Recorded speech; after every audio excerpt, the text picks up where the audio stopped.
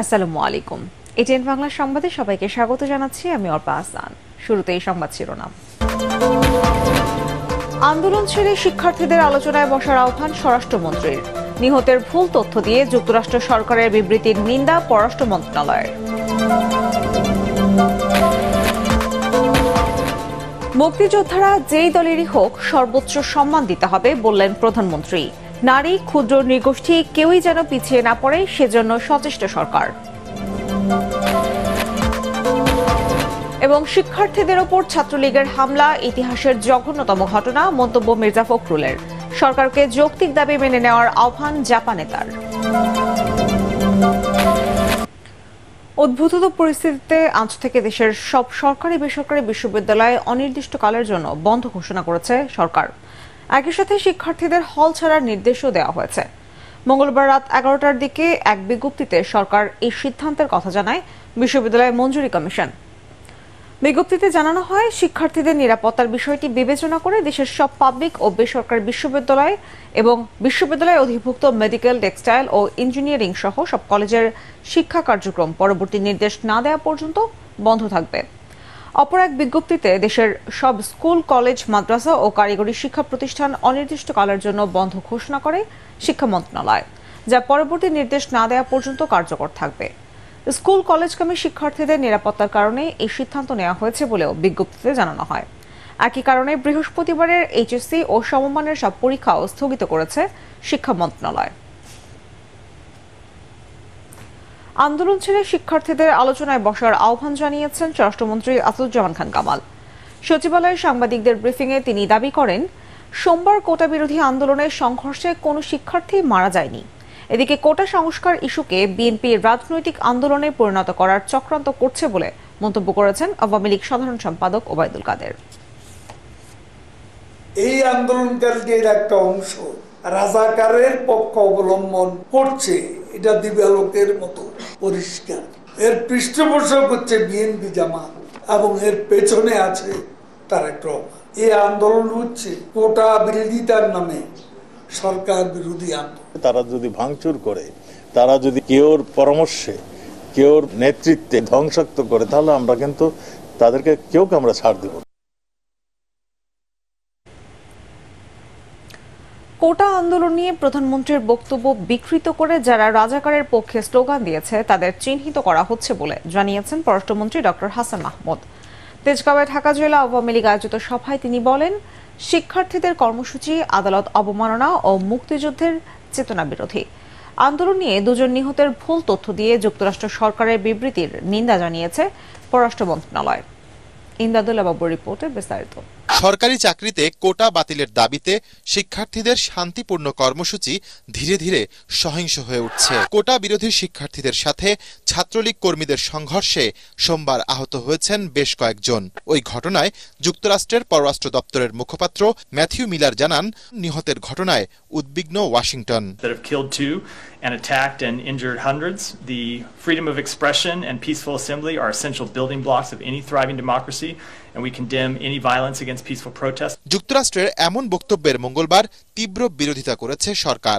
Use of unverified information to make such baseless claims can fuel violence and undermine Bangladesh government's efforts to maintain a peaceful environment to allow non-violent protest or movement. এদিকে ঢাকা জেলা আওয়ামী লীগ আয়োজিত শেখ হাসিনার কারাবন্দী দিবস উপলক্ষে এক সভায় পররাষ্ট্রমন্ত্রী doctor Hasan Mahmud বিক্ষুব্ধ শিক্ষার্থীদের সংযত হওয়ার আহ্বান জানিয়েছেন। জননেত্রী শেখ হাসিনা তিনি যে বক্তব্য দিয়েছেন সেটিকে বিকৃতভাবে উপস্থাপন করা হচ্ছে। এই যে স্লোগান, মিছিল, সুপ্রিম কোর্টের প্রতি বৃদ্ধাঙ্গুলি প্রদর্শন, সংবিধানের প্রতি বৃদ্ধাঙ্গুলি প্রদর্শন, মুক্তিযুদ্ধের চেতনার বেদিমূলে আঘাত হানা, চপেটাঘাত করা, যারা রাজাকারের পক্ষে স্লোগানে নেতৃত্ব দিয়েছিল তাদেরকে চিহ্নিত করা হচ্ছে। দেশ বিরোধী শক্তি যখন দেশকে নিয়ে ষড়যন্ত্রে লিপ্ত, তরুণদেরকে বিভ্রান্ত করার চেষ্টা করছে, তাদের বিরুদ্ধে রাজপথে থাকতে হবে, দেশ পাহারা দিতে হবে। দেশে বিশৃঙ্খলা সৃষ্টি করবে আওয়ামী লীগের নেতাকর্মীরা বরদাস্ত করবে না। তিনি আরো জানান, সুপ্রিম কোর্টে কোটা সংক্রান্ত রিট নিষ্পত্তি না হওয়া পর্যন্ত সরকারের এ বিষয়ে কিছুই করার নেই। ইমদাদুল্লাহ বাবু, এটিএন বাংলা, ঢাকা। প্রধানমন্ত্রী শেখ হাসিনা বলেছেন, মুক্তিযোদ্ধারা যে দলেরই হোক, যুগ যুগ ধরে তাদের সর্বোচ্চ সম্মান দিতে হবে। প্রধানমন্ত্রী ফেলোশিপ অ্যাওয়ার্ড প্রদান অনুষ্ঠানে তিনি বলেন, নারী, ক্ষুদ্র নৃগোষ্ঠী থেকে শুরু করে কেউই যেন পিছিয়ে না থাকে, সেজন্য সরকার সবসময় সচেষ্ট। বিস্তারিত আপেল মাহমুদের রিপোর্টে। বিদেশি বিভিন্ন স্বনামধন্য বিশ্ববিদ্যালয় থেকে মেধাবীদের উচ্চতর জ্ঞান অর্জনে 2018 সাল থেকে চালু করা হয়েছে প্রধানমন্ত্রী ফেলোশিপ। এ পর্যন্ত 308 জন স্নাতকোত্তর ও 116 জন পিএইচডি ফেলো এ বৃত্তি অর্জন করেন। রাজধানীর প্রধানমন্ত্রী কার্যালয়ে এ বছর 48 জন বিসিএস ক্যাডার এবং বিভিন্ন বিশ্ববিদ্যালয় ও স্কুলের শিক্ষক শিক্ষার্থীকে ফেলোশিপ অ্যাওয়ার্ড তুলে দেন প্রধানমন্ত্রী শেখ হাসিনা। প্রধানমন্ত্রী বলেন, ফেলোশিপের পুরো টাকা জনগণের। বিদেশ থেকে ডিগ্রি নিয়ে দেশে ফিরে মানুষের কল্যাণে কাজ করতে হবে। আমি এই ফেলোশিপটাকেও একটা ট্রাস্ট ফান্ড করে আইন করে দিয়ে যাব, যেন ভবিষ্যতে কেউ আর এটা বন্ধ করতে না পারে। আমাদের দেশের ছেলেমেয়েরা সব থেকে বেশি মেধাবী। অনেক দেশ আছে যদি 2 আর 2 4 বলতে গেলে তাদের অন্য কিছু দিয়ে গুনতে হয়, আমাদের দেশের ছেলেমেয়েদের গুনতে হয় না। কাজে সেদিক থেকে আমি বলবো আমাদের ছেলেমেয়েরা অনেক মেধাবী, তাদের খালি সুযোগটা করে দেওয়া, আর সেটাই আমাদের কর্তব্য। শিল্প বিপ্লব প্রতি একটা সময় পর আসে। এখন নতুন যেটা আছে চতুর্থ শিল্প বিপ্লব, তার উপযুক্ত আমার নাগরিক গড়ে তুলতে হবে, দক্ষ জনশক্তি গড়ে তুলতে হবে। সেই ব্যবস্থাটার জন্য আমরা প্রস্তুতি নিয়েছি। বীর মুক্তিযোদ্ধাদের সম্মান সবার আগে বিবেচ্য বলেও জানান তিনি। কাজে তাদের সবসময় সর্বোচ্চ সম্মান দিতে হবে। আমি জানি এর মধ্যে অনেকেই হয়তো আমাদের দলের সমর্থন নেই, অন্য জায়গায় চলে গেছেন, বা অনেকের অনেক কিছু থাকতে পারে।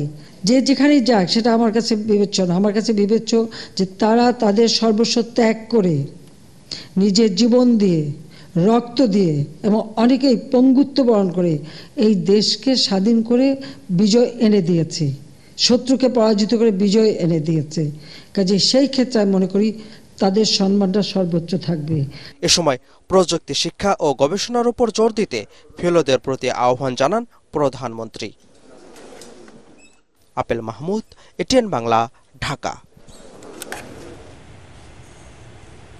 কোটা সংস্কারের দাবিতে আন্দোলনরত শিক্ষার্থীদের ওপর ছাত্রলীগের হামলা দেশের ইতিহাসে জঘন্যতম ঘটনা বলে মন্তব্য করেছেন বিএনপি মহাসচিব মির্জা ফখরুল ইসলাম আলমগীর। জাতীয় প্রেসক্লাবে এক আলোচনা সভায় তিনি অভিযোগ করেন, শিক্ষার্থীদের ন্যায্য আন্দোলন দমন করতে ক্ষমতাসীনরা দলীয় সন্ত্রাসী ও প্রশাসনকে লেলিয়ে দিয়েছে। এদিকে নিহত শিক্ষার্থীদের স্মরণে বুধবার গায়েবানা জানাজা করবে বিএনপি। এটা বাংলাদেশের রাজনীতির ইতিহাসে একটা জঘন্যতম ঘটনা।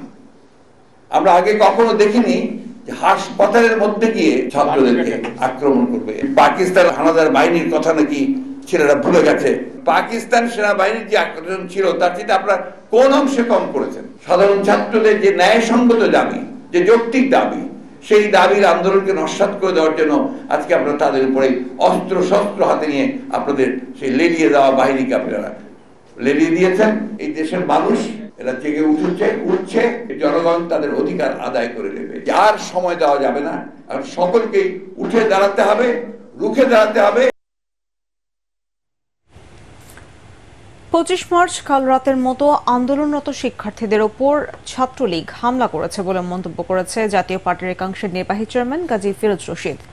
কোটা সংস্কারে শিক্ষার্থীদের যৌক্তিক দাবি মেনে নিতে প্রধানমন্ত্রীর প্রতি আহ্বান জানান তিনি। দলের প্রতিষ্ঠাতা চেয়ারম্যান সাবেক রাষ্ট্রপতি হোসেইন মোহাম্মদ এরশাদের ৫ম মৃত্যুবার্ষিকী উপলক্ষে জাতীয় পার্টি ঢাকা উত্তর আয়োজিত আলোচনা সভায় ফিরোজ রশিদ এসব কথা বলেন। শিক্ষার্থীদের ন্যায্য দাবি না মানলে দেশ অন্ধকারের দিকে যাবে বলেও মন্তব্য করেন এই জাপা নেতা। 25শে মার্চ যেভাবে পাকিস্তানি হানাদার বাহিনী আমাদের মধ্যে ঝাঁপিয়ে পড়েছিল, গত রাতভর ছাত্রলীগের নামধারী বহিরাগত গুন্ডারা এসে গোটা বিশ্ববিদ্যালয় তছনছ করে দিয়েছে। 400 ছাত্র ছাত্রী আহত। কালকে পিস্তল দিয়ে গুলি করেছেন, টুটি রাইফেল দিয়ে গুলি করেছেন, হকি স্টিক দিয়ে, চাপাতি দিয়ে কুপিয়ে এবং হলে ঢুকে আমার বোনদের যেভাবে অত্যাচার করেছেন, ওই পাকিস্তানের 25 মার্চের কথা আমরা স্মরণ করে দিই। জবাই করা গরুর প্রদর্শনী করেছে সাদিক এগ্রো। খটকা লাগলেও এমন জালিয়াতির আশ্রয় নিয়েছে প্রতিষ্ঠানটি। হাতে নিয়েছে 15 কোটি টাকা। এতে সহযোগিতা করেছে সাভারের গোপ প্রজনন কেন্দ্রের কর্মকর্তারা। জালিয়াতির অভিযোগে সাদিক এগ্রোর মালিক, গোপ প্রজনন কেন্দ্রের পরিচালক সহ 7 জনের বিরুদ্ধে মামলা করেছে দুদক। রিপোর্টে জানাচ্ছেন মাহবুব কবির চাপ্পল। এটা কিনে আপনার অনুভূতি কিরকম বলেন? লাখ টাকার ছাগল খেলো কোটি টাকার সাদিক এগ্রোকে। ছাগল কাণ্ডের তদন্তে বেরিয়ে আসতে শুরু করেছে প্রতিষ্ঠানটির অভিনব জালিয়াতির তথ্য। প্রদর্শনীতে ব্রাহ্মা জাতের যে গরুগুলো দেখা যাচ্ছে, কাগজে কলমে এগুলো জবাই দেখানো হয়েছে। 2021 সালে যুক্তরাষ্ট্র থেকে বিমানে ব্রাহ্মা জাতের 18টি গরু আনার পর অনুমোদন না থাকায় সেগুলো পাঠানো হয় সাভার গোপ প্রজনন কেন্দ্র ও দুগ্ধ খামারে, যার পরিচর্যায় প্রতি মাসে খরচ দেখানো হয় প্রায় 4 লাখ টাকা। পরে মাংস বিক্রির শর্তে গরুগুলো নিলামে সাদিক এগ্রোর কাছেই বিক্রি করে কর্তৃপক্ষ, কিন্তু সেগুলো জবাই না করে 15 কোটি টাকা হাতিয়ে নেয় সাদিক এগ্রো। এমন জালিয়াতির অভিযোগে 7 জনের বিরুদ্ধে মামলা করল দুদক। আসামিরা হলেন সাদিক এগ্রোর মালিক ইমরান ও জেনেদ, সাভার গো প্রজনন কেন্দ্রের পরিচালক মনিরুল ও খালেদুজ্জামান এবং 3 কর্মকর্তা সাইফুল, ফিরোজ ও সালাউদ্দিন। মোহাম্মদ ইমরান হোসেন স্বত্বাধিকারী সাদিক, তহিদুল আলম জেনিদ স্বত্বাধিকারী সাদিক এগ্রো পরস্পর যোগসাজশে অপরাধজনক বিশ্বাসভঙ্গের মাধ্যমে দেশীয় দুগ্ধ ও গোশিল্পের জন্য ক্ষতিকর এবং প্রজনন অনুপযোগী আমদানি নিষিদ্ধ গবাদি পশু অবৈধ প্রক্রিয়ায় কর্তৃপক্ষের ভুয়া অনুমোদন পত্র সৃজনপূর্বক আমদানি করে এবং সকল বিধিবিধান লঙ্ঘনপূর্বক নিলাম কমিটির মাধ্যমে নিলাম না করে কালিঙ্কৃত ব্রাহ্মা জাতের 15টি গরু, যার কম বেশি মূল্য 15 কোটি টাকা, রেকর্ডপত্রে জবাই দেখে বাস্তবে জবাই না করে আত্মসাৎ করেছেন। সাদিক এগ্রোর প্রতারণার সাথে আরও কেউ জড়িত কিনা তারও তদন্ত করছে দুদক। পেছনে যারা আছে তাদেরকে আপনারা আসলে খুঁজে বের করবেন কিনা? এটি আপনারা জানেন যে প্রথমে মামলা দায়ের করা হয়েছে, মামলার আমার তদন্তকারী কর্মকর্তা তদন্তের পর্যায়ে এটা আসবে। তদন্ত কর্মকর্তারা চাইলে আসামিদের গ্রেফতার করতে পারবেন বলে জানান দুদকের মহাপরিচালক। মাহবুব কবির চপল, এটিএন বাংলা, ঢাকা। বাংলাদেশ থেকে দক্ষ জনবল নিতে আগ্রহী জাপান, এ তথ্য জানিয়েছেন প্রবাসী কল্যাণ ও বৈদেশিক কর্মসংস্থান প্রতিমন্ত্রী শফিকুর রহমান চৌধুরী। নির্মাণ খাত ও কৃষির পাশাপাশি পেশাদার মানুষের জন্য রেমিটেন্স অর্জনের নতুন ক্ষেত্র তৈরি হতে যাচ্ছে বলেও জানান তিনি। বিকেলে প্রবাসী কল্যাণ ও বৈদেশিক কর্মসংস্থান মন্ত্রণালয়ে ঢাকায় নিযুক্ত জাপানের রাষ্ট্রদূতের সঙ্গে বৈঠক শেষে প্রতিমন্ত্রী এসব কথা জানান। তিনি বলেন, জাপানের চাহিদা অনুযায়ী দক্ষ জনবল পাঠাতে প্রশিক্ষণ কার্যক্রম হাতে নেওয়া হয়েছে।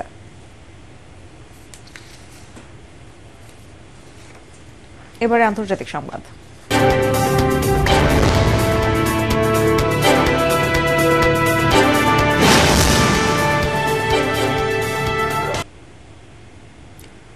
আগামী নভেম্বরের মার্কিন প্রেসিডেন্ট নির্বাচনে ডোনাল্ড ট্রাম্পকে আনুষ্ঠানিকভাবে প্রার্থী মনোনয়ন দিয়েছে রিপাবলিকান পার্টি। প্রেসিডেন্ট নির্বাচিত হলে ওহাইও অঙ্গরাজ্যের senator JD Vance running mate হবেন বলে ঘোষণা দেন ট্রাম্প। উইসকনসিন অঙ্গরাজ্যের মিলওয়াকিতে রিপাবলিকান পার্টির জাতীয় সম্মেলনে এই ঘোষণা দেওয়া হয়। সিনেটর জেডি ভ্যান্স একসময় ট্রাম্পের কট্টর সমালোচক ছিলেন, কিন্তু 2021 সালে ক্যাপিটাল হিলের ঘটনার পর ট্রাম্পের ঘনিষ্ঠ হন তিনি। গত শনিবার পেনসিলভেনিয়ায় নির্বাচনী সমাবেশে বক্তৃতা দেওয়ার এক পর্যায়ে হামলাকারীর গুলিতে রক্তাক্ত হন ডোনাল্ড ট্রাম্প। আহত অবস্থাতেই দলের জাতীয় সম্মেলনে যোগ দিতে মিলওয়াকিতে পৌঁছান তিনি। সনাতন ধর্মাবলম্বীদের ধর্মীয় উৎসব জগন্নাথ দেবের উল্টো রথযাত্রা অনুষ্ঠিত হয়েছে। রাজারবাগের বড়দেশ্বরী কালীমাতা মন্দির প্রাঙ্গণে সনাতন ছাত্র সমাজ কল্যাণ সংঘের উদ্যোগে বর্ণাঢ্য শোভাযাত্রা ও সমাপনী অনুষ্ঠানের আয়োজন করা হয়। এতে প্রধান অতিথি ছিলেন বাংলাদেশ হিন্দু বৌদ্ধ খ্রিস্টান ঐক্য পরিষদের সভাপতি মণ্ডলীর সদস্য ও কাউন্সিলর চিত্তরঞ্জন দাস।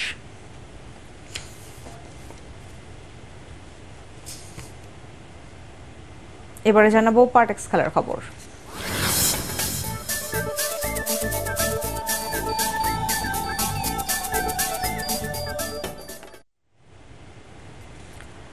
এশিয়া কাপে অংশ নিতে শ্রীলঙ্কায় পৌঁছেছে বাংলাদেশ নারী ক্রিকেট দল। আগামী 19 জুলাই থেকে 8 দল নিয়ে শুরু হবে এই টুর্নামেন্ট। দেশের মাটিতে নারী টি-20 বিশ্বকাপের আগে এই প্রতিযোগিতাকে প্রস্তুতি হিসেবে দেখছে টাইগ্রেসরা। অধিনায়ক নিগার সুলতানা জ্যোতি বলেন, তাদের লক্ষ্য সেমিফাইনাল খেলা। এ সময় তিনি বলেন, এশিয়া কাপ মেয়েদের ক্রিকেটের জন্য অন্যরকম একটা আবেগের জায়গা। 2018 সালের এই টুর্নামেন্টে জয়ের পর বাংলাদেশের মেয়েদের ক্রিকেটে বড় রেভলিউশন হয়েছে। সেই ধারায় ধরে রাখতে চায় তারা। শেষ করার আগে সংবাদ শিরোনাম জানাবো আরেকবার। আন্দোলন ছেড়ে শিক্ষার্থীদের আলোচনায় বসার আহ্বান স্বরাষ্ট্রমন্ত্রীর। নিহতের ভুল তথ্য দিয়ে যুক্তরাষ্ট্র সরকারের বিবৃতির নিন্দা পররাষ্ট্র মন্ত্রণালয়ের।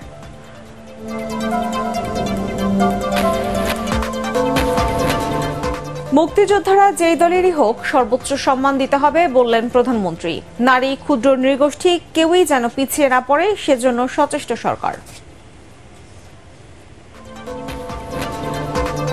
এবং শিক্ষার্থীদের ওপর ছাত্রলীগের হামলা ইতিহাসের জঘন্যতম ঘটনা, মন্তব্য মির্জা ফখরুলের।